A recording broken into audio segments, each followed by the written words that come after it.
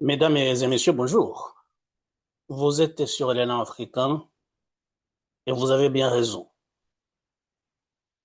Vous suivez l'actualité maintenant. La Tanzanie est à la une de l'actualité internationale. Les pays occidentaux et le Haut Commissariat des Nations Unies aux droits de l'homme, mais également d'autres pays, a commencé à s'inquiéter du climat de tension qui continue de régner en Tanzanie. Vous savez, il y a des mouvements, des organisations, surtout politiques, de l'opposition, qui ont appelé à manifester le jour de la célébration de l'indépendance nationale, le 9 octobre. La raison est que ces partis politiques, surtout, mais également d'autres organisations de la société civile, continuent de contester les résultats de l'élection du 29 octobre, gagnée largement par la présidente Samia Suluhu Hassan. Vous savez d'ailleurs qu'au cours de ces élections, il y a eu des manifestations monstres, des manifestations réprimées par la police. Et maintenant, il y a un bilan qui n'est pas connu jusqu'à présent, puisque les autorités ont refusé de communiquer sur le bilan de la répression massive qui a eu lieu. Mais l'opposition et les organisations de défense des droits de l'homme parlent de 1000 morts. Les autorités disent que ce bilan est gonflé et largement exagéré, mais ne donne pas leurs chiffres. Ça veut dire que de toutes les façons, les autorités savent que ce qui s'est passé également est grave. Et donc maintenant, alors qu'on commençait que la situation commençait à s'apaiser, il y a eu ces nouveaux appels à la manifestation le 9 décembre, ce qui inquiète bien évidemment. Et la police a déclaré jeudi que la manifestation qui est en cours d'organisation pour le 9 décembre serait illégale. Ça veut dire que les autorités ont l'intention d'empêcher ces manifestations. Ce qui inquiète évidemment, puisque ceux qui organisent les manifestations sont déterminés à se faire entendre. Ça veut dire que ce jour de commémoration de l'indépendance nationale, qui devrait un jour être une fête justement, comme il se doit, qui devrait être un jour d'unité nationale, c'est un jour maintenant qui risque de voir une certaine confrontation entre les manifestants et les forces de l'ordre. Et évidemment, cela inquiète. Mais au-delà même de cette organisation des manifestations qui semble inquiéter les autorités qui veulent l'empêcher déjà, au-delà même de ces manifestations prévues le 9 décembre, ce qui inquiète justement, c'est la réaction de la communauté internationale, à commencer, disons, par les États-Unis et aussi par le Haut Commissariat des Nations Unies aux droits de l'homme. Le Haut Commissariat des Nations Unies aux droits de l'homme a appelé les autorités tanzaniennes à mener des opérations de manière à permettre les manifestants d'exercer leur droit d'opinion et d'expression, puisque justement le droit à manifester également est un droit constitutionnel. Et donc, le Haut Commissariat des Nations Unies aux droits de l'homme estime que les autorités tanzaniennes ne devraient pas empêcher les gens de manifester. Alors que la police tanzanienne, dans sa communication officielle, estime que ceux qui veulent manifester en réalité veulent porter atteinte à l'ordre public, veulent s'attaquer à la sécurité des biens et des personnes. Et donc, vous voyez, ce sont deux visions opposées. La vision du Haut Commissariat de défense des droits de l'homme, mais également le Haut Commissariat des Nations Unies aux droits de l'homme, et la position de cette instance onusienne est opposée largement à la vision du pouvoir tanzanien. Mais l'autre réaction, justement, qu'on a suivi et qu'on essaie de décortiquer, essayer de mieux comprendre, c'est la communication des États-Unis. Les États-Unis ont publié, le département d'État américain a publié jeudi un communiqué indiquant que les États-Unis revoyaient leur cadre de coopération avec la Tanzanie en raison d'atteinte à la liberté religieuse, à la liberté d'expression, à la liberté également, aux atteintes aux civils, aux violences aux civils, pardon, et puis aux obstacles aux investissements américains. Et c'est justement ce dernier point qui a attiré l'attention. Le département d'État revoit son cadre de coopération avec la Tanzanie en raison, entre autres, et j'ai cité d'autres raisons, liées surtout aux libertés fondamentales des personnes, mais la raison justement évoquée en dernier lieu concerne les obstacles aux investissements américains. Évidemment, ce n'est pas détaillé. Le département d'État n'a pas donné le détail de ce qu'il appelle les obstacles aux investissements américains. Mais quand on essaie de voir, justement, connaissant la Tanzanie, on sait que la Tanzanie est un pays souverain qui affiche sa souveraineté et qui le fait savoir. La Tanzanie est loin d'être derrière telle ou telle puissance, que ce soit occidentale, que ce soit des puissances émergentes comme la Chine ou autres. La Tanzanie est un pays qui est souverain et qui le fait savoir.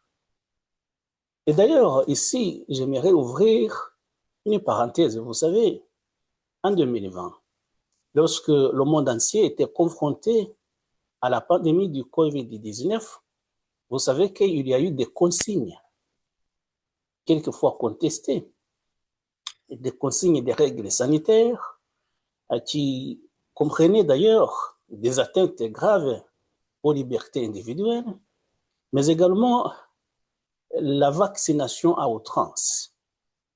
Ces consignes ont été largement suivis par d'autres pays de la région, puisque nous sommes maintenant dans la région de l'Afrique de l'Est.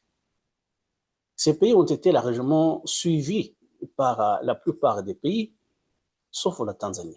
La Tanzanie a refusé d'appliquer à la lettre les consignes venues de l'Occident, qui étaient dictées par l'Organisation mondiale de la santé, mais on savait qu'il y avait des grandes puissances, et d'ailleurs aussi des grandes multinationales qui étaient derrière ces directives pour des intérêts peut-être inavoués.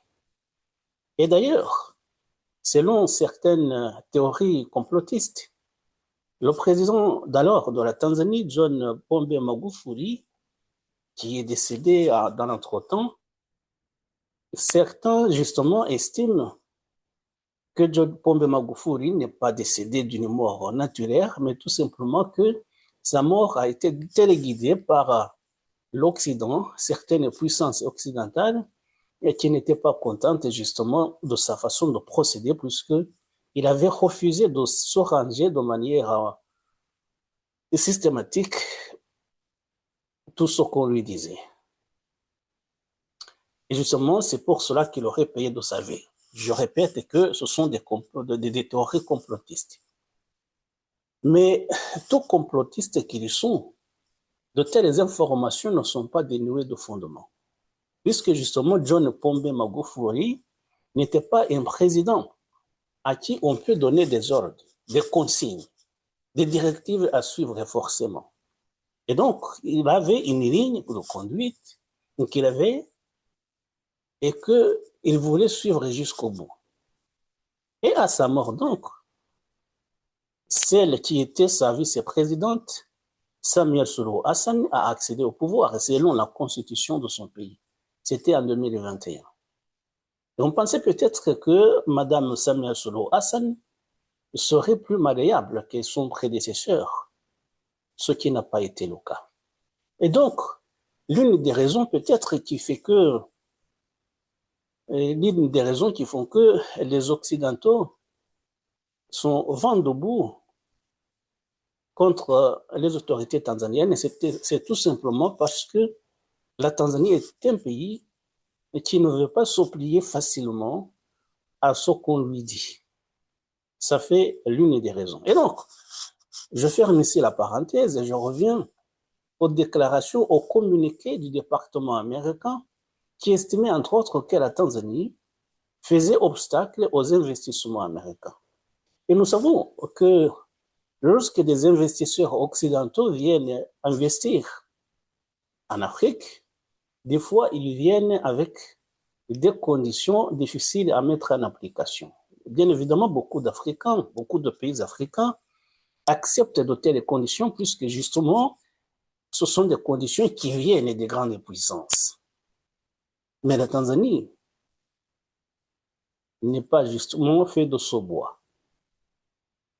Et je pense que lorsque les États-Unis parlent des obstacles aux investissements américains, c'est que peut-être les autorités tanzaniennes n'ont pas voulu respecter les consignes ou les conditions dictées par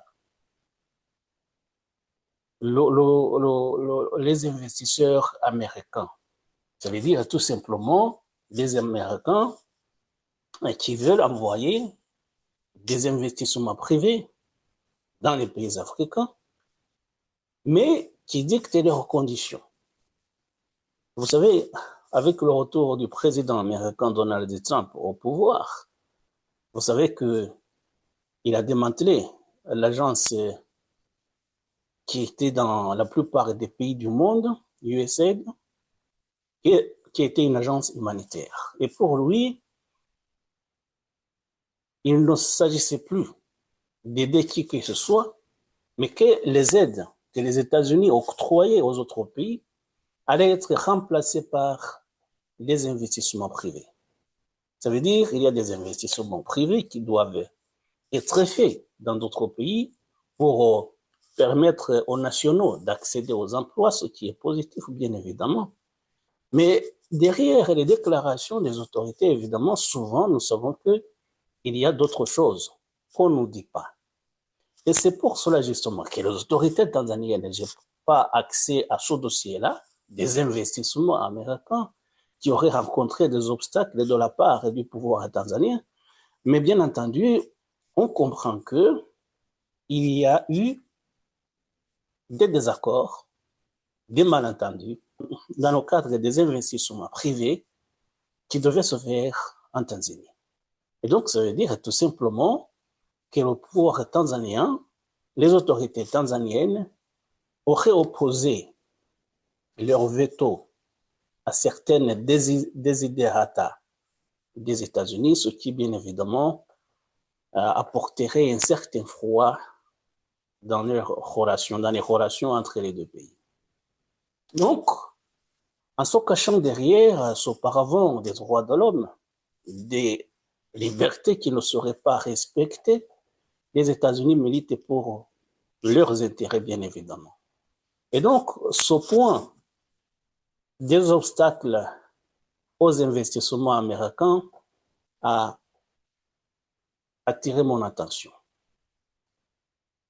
Ceci dit, cela ne veut pas dire que la Tanzanie ne devrait pas revoir sa copie dans le cadre du respect des droits de l'homme.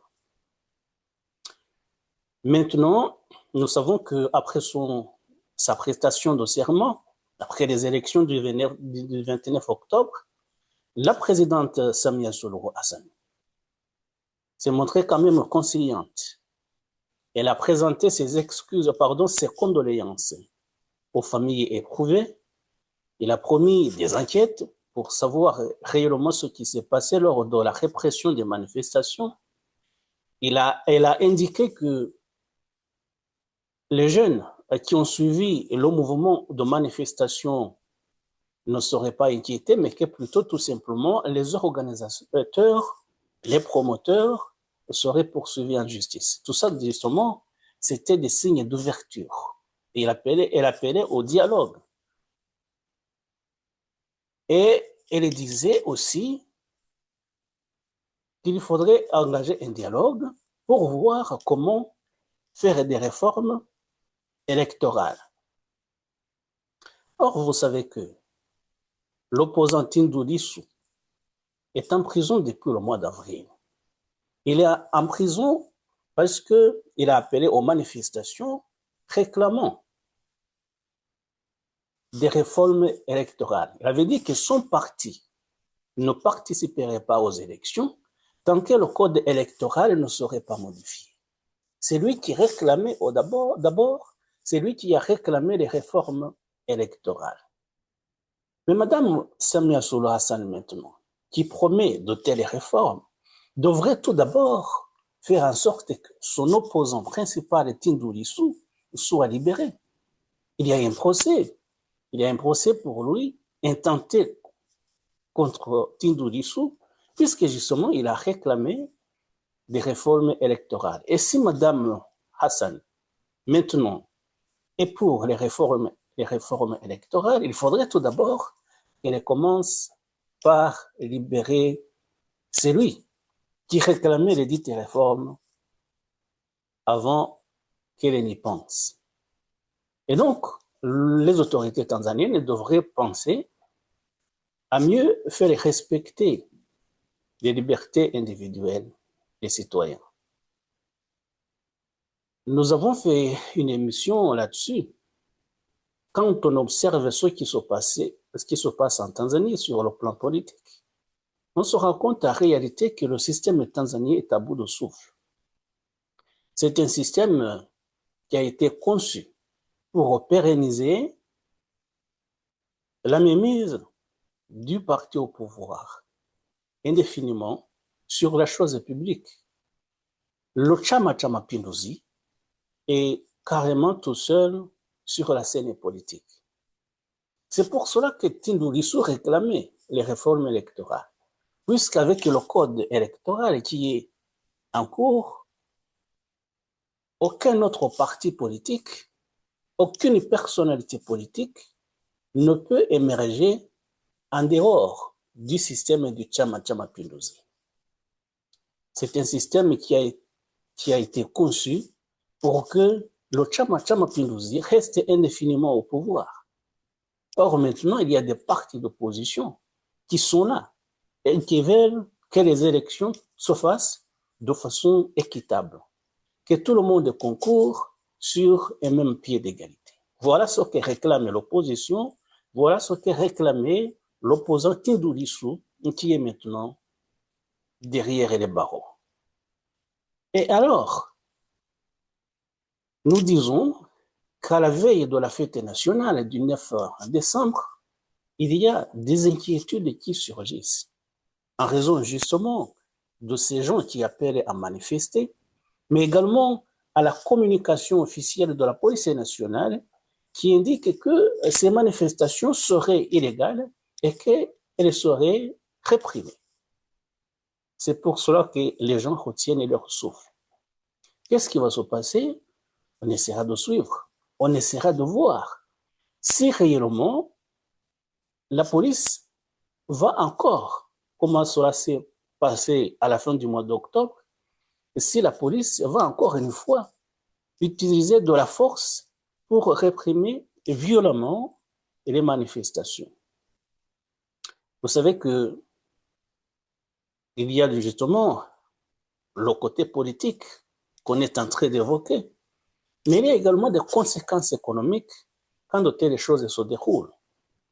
Maintenant, la Tanzanie, vous le savez, est un pays dont l'une des principales ressources de revenus est le tourisme. Et d'après les rapports des uns et des autres, d'après ce qu'on voit, d'après les analystes bien informés, maintenant le secteur du tourisme est très touché après les manifestations de fin octobre.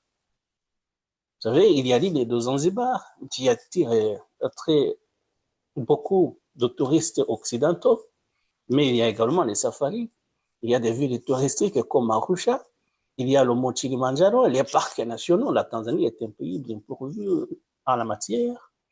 Mais justement, pour l'instant,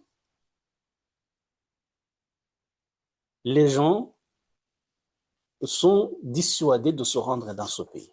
Puisque justement, pour les Occidentaux, la sécurité est une condition sine qua non pour que les gens puissent aller faire du tourisme. Et pour eux, la sécurité n'est pas sûre en Tanzanie. Et ça ne veut pas dire qu'ils ont raison, mais ils lisent la presse occidentale.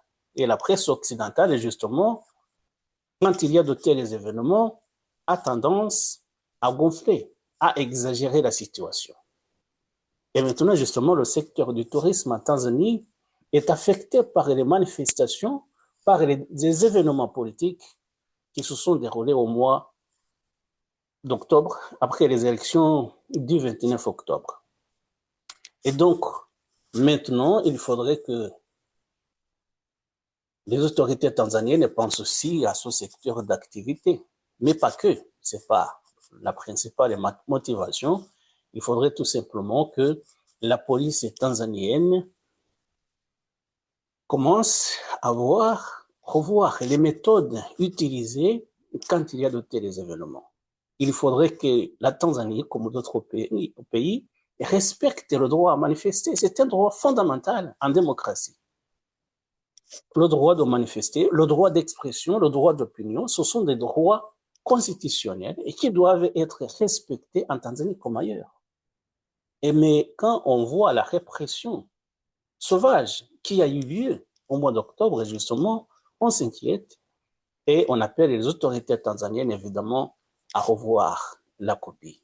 On reviendra certainement sur le dossier tanzanien après le 9 décembre, s'il y a des manifestations. S'il n'y en a pas, on ne reviendra pas, bien entendu, et on reviendra sur les festivités de célébration de cette fête nationale du 9 décembre. Mais dans tous les cas, quoi qu'il en soit, on essaiera de suivre l'évolution en espérant pour les Tanzaniens et pour les pays de l'Afrique de l'Est en général, que le calme règne lors de la célébration de cette fête nationale du 9 décembre 2025. Mesdames et messieurs, merci encore une fois de nous avoir prêté attention. À très bientôt pour d'autres sujets. Au revoir et bon dimanche.